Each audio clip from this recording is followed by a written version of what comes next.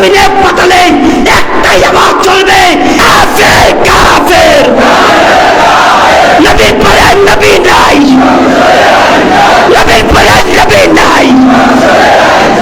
এক চক্ষু কান্না বিশিষ্ট মির্জা গোলাম আহমদ কাদিয়ানী আর যাই হতে পারে, নবী হতে পারে না। আসসালামু আলাইকুম ওয়া রাহমাতুল্লাহ। হামিদান ওয়া মুসাল্লিয়ান ওয়া মুসাল্লিমা, আম্মা বাদ। সম্মানিত উপস্থিতি, সময় স্বল্পতার কারণে আমি কোনো প্রকারের ভূমিকা ছাড়াই আমি আমার মূল পয়েন্টে যেতে ইচ্ছুক। সম্মানিত উপস্থিতি, আপনারা সকলেই অবগত আছেন যে সুলতানিয়া পাঠাগারের পক্ষ থেকে আমাকে যে বিষয়টি নির্ধারণ করে দেওয়া হয়েছে তা হলো আকীদায়ে খতমে নবুয়্বত ও কাদিয়ানী ফিতনা। সম্মানিত উপস্থিতি, আমাদেরকে সর্বপ্রথম জানতে হবে আকীদায়ে খতমে নবুয়্বতের ব্যাপারে আহলে সুন্নাহ ওয়াল জামাতের বক্তব্য কি। সম্মানিত উপস্থিতি, আকীদায়ে খতমে নবুয়্বতের ব্যাপারে আহলে সুন্নাহ ওয়াল জামাতের বক্তব্য সূর্যের ন্যায় স্পষ্ট যে নবী মুহাম্মদুর রাসূলুল্লাহ সাল্লাল্লাহু আলাইহি ওয়াসাল্লাম তিনি সর্বশেষ নবী। তেনার পরে আর কোন নবী আসবে না, তেনার পরে আর কেউ নবুয়তের দাবিদার করতে পারে না। নবী মুহাম্মদের পরে যে নিজেকে নবী হিসাবে দাবি করবে সে ভণ্ড, প্রতারক এবং কাজ্জাব। সম্মানিত উপস্থিতি, এবার আমাদেরকে জানতে হবে কাদিয়ানী সম্প্রদায়ের পরিচয়। এই কাদিয়ানী সম্প্রদায়ের মূল হোতা মির্জা গোলাম আহমদ কাদিয়ানী। সে 1837 সালে ভারতের পাঞ্জাব প্রদেশের গুরুদাসপুর জেলায় জন্মগ্রহণ করে। তার পিতা মির্জা গোলাম মর্তুজা, যে ইংরেজদের পাঁচটা কুত্তা, ইংরেজদের পাঁচটা দালাল ছিল। সম্মানিত উপস্থিতি, এবার আমাদেরকে জানতে হবে এই কাদিয়ানী সম্প্রদায়ের মূল টার্গেট কি। এই কাদিয়ানী সম্প্রদায়ের মূল টার্গেট হলো গোটা বিশ্বের মুসলিম উম্মাহের মধ্যে যে হৃদয়ের জজবা, যে জিহাদের জজবা, যে জিহাদের প্রেরণা রয়েছে, এই জিহাদের জজবাকে বিনষ্ট করাই কাদিয়ানী সম্প্রদায়ের মূল টার্গেট হয়ে বসেছে। সম্মানিত উপস্থিতি, আহলে সুন্নাহ ওয়াল জামাতের বক্তব্য পরিষ্কার। এবার আসুন আল্লাহ তাআলা খতমে নবুয়্বতের ব্যাপারে কি বলেন। আল্লাহ তাআলা বলেন, মা কানা মুহাম্মাদুন আবা আহাদিম মির রিজালিকুম ওয়ালাকিন রাসূলুল্লাহি ওয়া খাতামান নবিয়্যিন। মুহাম্মদ তোমাদের মধ্য থেকে কোনো পুরুষের পিতা নন, তিনি সর্বশেষ নবী। সম্মানিত উপস্থিতি, আহলে সুন্নাহ ওয়াল জামাতের বক্তব্য, তাদের আকীদা হলো যে কুরআনুল কারীমের শুরু থেকে শেষ পর্যন্ত তথা বিসমিল্লাহর বা থেকে নিয়ে সূরা নাসের সিন পর্যন্ত যদি কোনো ব্যক্তি একটা নুকতাকে অস্বীকার করে বসে তাহলে সে কাফের হয়ে যায়। কিন্তু এখানে দুঃখ আর পরিতাপের বিষয় হলো এই কাদিয়ানী সম্প্রদায় শুধু একটা নুকতা নয়, একটা হরকত নয়, একটা হরফ নয়, এই আয়াতের মধ্য থেকে দুইটি শব্দকে অস্বীকার করে বসেছে। সম্মানিত উপস্থিতি, তারা আল্লাহর কোরআনকে অস্বীকার করে এই কথারই জানান দিয়েছে যে আমরা মুসলমান নামধারী মুনাফিক, মুসলমান নামধারী খতমে নবুয়্বতের দুশমন, মুসলমান নামধারী আমরাই হলাম কাজ্জাব। এই পরিচয় তারা মুখে ধারণ করেছে। সম্মানিত উপস্থিতি, রাসূল সাল্লাল্লাহু আলাইহি ওয়াসাল্লামের বক্তব্য পরিষ্কার। রাসূল বলেন, আনা খাতামুন নাবিয়্যা লা নাবিয়্যা বাদি। আমি সর্বশেষ নবী, আমার পরে আর কোন নবী আসবে না। রাসূল শুধু তাই বলেন নাই, রাসূল আরো বলেছেন, লাউ কানা বাদি নাবিয়্যুন লাকানা উমর। আমার পরে যদি কেউ নবী হইতো তাহলে ওই নবুয়তের সিংহাসনের মধ্যে আসীন শুধু উমরই হইতো। রাসূল শুধু তাই বলেন নাই, রাসূল আরো বলেছেন, لا تقوم الساعة حتى يبعث الدجالون كذابون قريبا من 30 كلهم يزعم أنه رسول الله।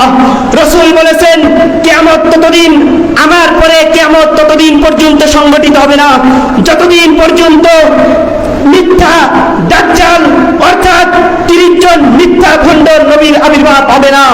আমরা দেখি মির্জা গোলাম আহমদ কাদিয়ানী এই 30 জনের লিস্টির বাইরে ব্যতিক্রম নয়। আওয়াজ তুলে ঠিক কিনা? সম্মানিত উপস্থিতি, আমি বলতে চাই শাইখুল হাদিস হযরত মাওলানা আহমদ শফি রহমাতুল্লাহি আলাইহি রাসূলের ইজ্জত রক্ষার্থে 2013 শাপলা চত্বর কায়েম করেছিলেন। রাসূলের খতমে নবুয়তের সিংহাসনকে রক্ষার জন্য আরেকবার যদি শাপলা চত্বর কায়েম করার প্রয়োজন হয়, আমরা শাপলা চত্বর কায়েম করার জন্য বেশি বৈরাদিতা করব না। সম্মানিত উপস্থিতি, হযরত রাসূল সাল্লাল্লাহু আলাইহি ওয়াসাল্লামের জামানায় মুসাইলামাতুল কাজ্জাব এক ভণ্ড নবীর আবির্ভাব ঘটেছিল। রাসূল মারা যাওয়ার পরে আবু বকর সিদ্দিক রাদিয়াল্লাহু তাআলা আনহু এর জামানায় সাহাবায়ে কেরামের ঐক্যমতে এই মিথ্যা ভণ্ড মুসাইলামাতুল কাজ্জাবের বিরুদ্ধে গণজাগরণ সৃষ্টি করে সাহাবায়ে কেরাম জীবন পণ বাজি রেখে জিহাদের রণাঙ্গন করে পদার্পণ করে মুসাইলামাতুল কাজ্জাবকে ধরার বুক থেকে জাহান্নামে পাঠিয়ে দিয়েছিলেন। আমিও বলতে চাই, সিদ্দিক আকবরের ওই আদর্শের লোক আমরাও যদি প্রয়োজন হয় শুধু বাংলাদেশ নয়, মক্কা থেকে শুরু করে Mecca, Medina, Rome, Afghan, Syria, Iraq, Yemen, Istanbul, ফিলিস্তিন, লিবিয়া, মিশর, আজারবাইজান, কাজাকিস্তান, তুরস্ক, রাশিয়া, কানাডা, চীন সহ হিন্দুস্তান, পাকিস্তান, এই বাংলাদেশ সহ গোটা পৃথিবীর মুসলমান খতমে নবুয়তের সিংহাসনকে রক্ষার জন্য আবু বকর সিদ্দিক রাদিয়াল্লাহু তাআলা আনহুর পন্থা অবলম্বন করে জিহাদের ময়দানে নেমে খতমে নবুয়তের সিংহাসনকে বলন্দ করবে। সম্মানিত উপস্থিতি, মির্জা গোলাম আহমদ কাদিয়ানী যে ভণ্ড নবী, তার আরেকটা প্রমাণ হলো তার নিজের চেহারা। ইতিহাস সাক্ষী, মির্জা গোলাম আহমদ কাদিয়ানী এক চক্ষু বিশিষ্ট লোক ছিল, আর এক চক্ষু ছিল অন্ধ। আমরা দেখেছি হযরত আদম আলাইহিস সালাম থেকে শুরু করে নিয়ে আমাদের নবী মুহাম্মদুর রাসূলুল্লাহ সাল্লাল্লাহু আলাইহি ওয়াসাল্লাম পর্যন্ত আল্লাহ তাআলা যত নবীকে পাঠিয়েছেন, কোন নবী অন্ধ ছিল না।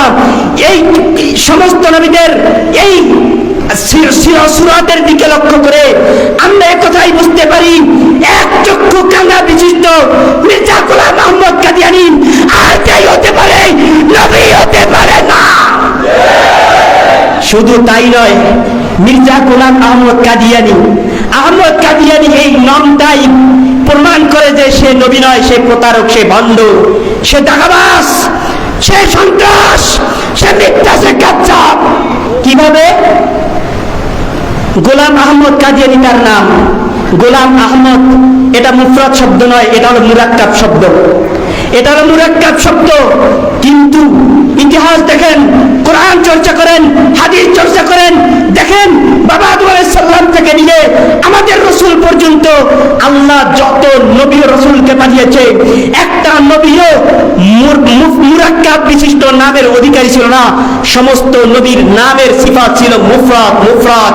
যেমন আদম আলাইহিস সালাম মুফরাদ, নূহ মুফরাদ, ইব্রাহিম মুফরাদ, ইসহাক মুফরাদ, ইয়াকুব মুফরাদ, ইউসুফ মুফরাদ, মুসা মুফরাদ, ইউসা মুফরাদ। আমাদের নবীর নাম মুহাম্মদ, এই শব্দটি মুফরাদ। মির্জা গোলাম আহমদ, এই মুহাম্মদ আহমদের এই তার নাম থেকে একথাই প্রতীয়মান হয়, মির্জা গোলাম আহমদ কাদিয়ানী সমস্ত নবীদের নামের ব্যতিক্রম, অর্থাৎ নবী হতে পারে মির্জা গোলাম আহমদ কাদিয়ানী, আর যা হতে পারে শেষ নবী হতে পারে না।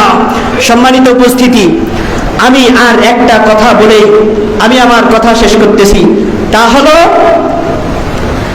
সামনে আমাদের দাবি, এটা আমাদের দাবি নয়,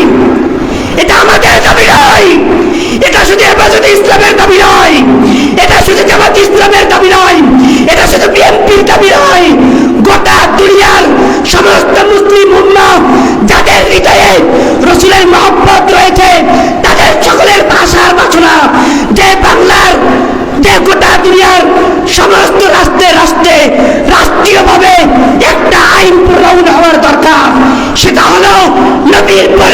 নবী নাই, সংসদে আইন চাই।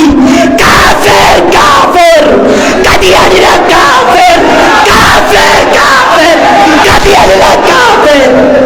সম্মানিত উপস্থিতি, আজ আমি ওই সব লোকদের একটা পরামর্শ দিতে চাই যারা ভোটে জিতে ক্ষমতায় যেতে চায়, যারা ক্ষমতার আসনে আসন হতে চায়।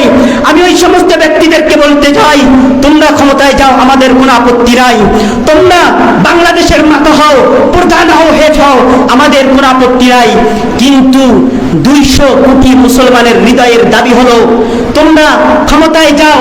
আমাদের দাবি একটা, ক্ষমতায় যাওয়ার পরে সর্বপ্রথম তোমাদের যে কর্তব্য, তোমাদের যে দায়িত্ব, সেটি হলো কাদিয়ানী সম্প্রদায়দেরকে রাষ্ট্রীয়ভাবে অমুসলিম করা। অন্যথায় যদি এই চেতনার বাইরে তোমাদের ক্ষমতায় গিয়ে রসুলের দুশমনদেরকে ইতিপূর্বে ফ্যাসিস্ট যেমন করেছে এরকম করার দুঃসাহস তোমরা দেখাও, তাহলে বাংলাদেশে তোমাদের তাই যাবে না। ফ্যাসিস্টের যে অবস্থা হয়েছে তোমাদেরও সেই রকম অবস্থা হবে। আমি আপনাদেরকে একটা স্লোগান দিয়ে আমার কথা শেষ করব। বাংলাদেশের সংবিধানের মধ্যে আমরা সকলেই নবী মুহাম্মদকে সর্বশেষ নবী এবং কাদিয়ানী সম্প্রদায় যে কাফের অমুসলিম, এই ঘোষণা চাই কি চাই না? যদি চাই তাহলে আকাশ বাতাস মুখরিত করে, টেকনাফ থেকে তেতুলিয়া, রূপসা থেকে পাথুরিয়া, আকাশে বাতাসে জমিনে পাতালে একটাই আওয়াজ চলবে, কাফের কাফের কাফের কাফের। নবী পরে নবী নাই, নবী পরে নবী নাই, কাফের কাফের। ওয়া মা তৌফিক ইল্লা বিল্লাহ। আসসালামু আলাইকুম ওয়া রাহমাতুল্লাহ।